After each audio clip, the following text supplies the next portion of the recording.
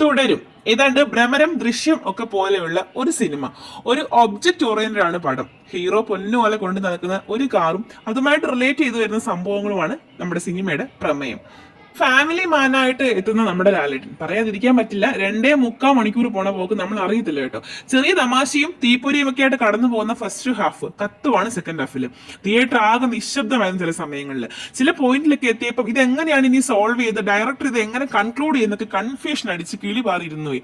ഇനി എങ്ങനെ ഇപ്പോഴത്തെ അവിഞ്ഞ ട്രെൻഡ് പോലെ ബാക്കി അടുത്ത പാട്ടിലാകുമെന്ന് വരെ തോന്നിപ്പോയി. പക്ഷേ ക്രിയേറ്റ് ചെയ്ത ക്രൈസിസ് മൊമെന്റ്സിനൊക്കെ നമ്മളെ ത്രില്ലടിപ്പിച്ച് സോൾവ് ചെയ്യിപ്പിച്ച ഡയറക്ടർ ബ്രില്യൻസ്, ഹാറ്റ്സ് ഓഫ്.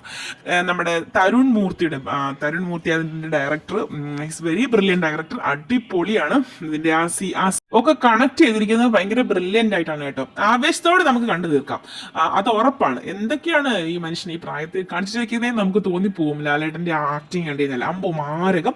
ലാലേട്ടനെ കൊണ്ട് മാത്രം ചെയ്യാൻ പറ്റുന്ന ചില മൊമെന്റ്സ് ഒക്കെ, ചില സീൻസ് ഒക്കെ ഉണ്ട് ഇതിൽ.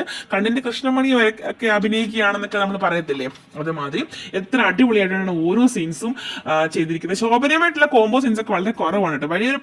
നമ്മുടെ പഴയ ഒരു ഫീൽ ഒന്നും കിട്ടത്തില്ല, അത് ഒഴിവാക്കിയത് നന്നായി. ഇതിലെ വില്ലൻ ക്യാരക്ടേഴ്സ്, അതിൽ അഭിനയിച്ചിരിക്കുന്ന ഒരു വ്യക്തി നമ്മൾ ഇതിന് മുമ്പ് കണ്ടിട്ടില്ല കേട്ടോ. പക്ഷേ അദ്ദേഹത്തിന്റെ അഭിനയം ഒരു രക്ഷയില്ല.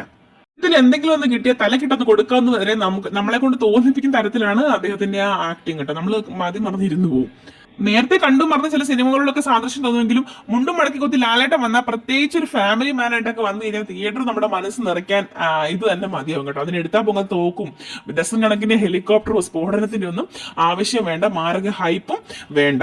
ആദ്യൊരു പ്രൊമോയും ഇല്ലാതെ പണ്ടൊക്കെ സിനിമ റിലീസ് ആകത്തില്ലേ, അതുപോലെ വന്നൊരു പടമാണ്. ഒരു നെഗറ്റീവും പറയാനില്ല, അടിപൊളി പടം.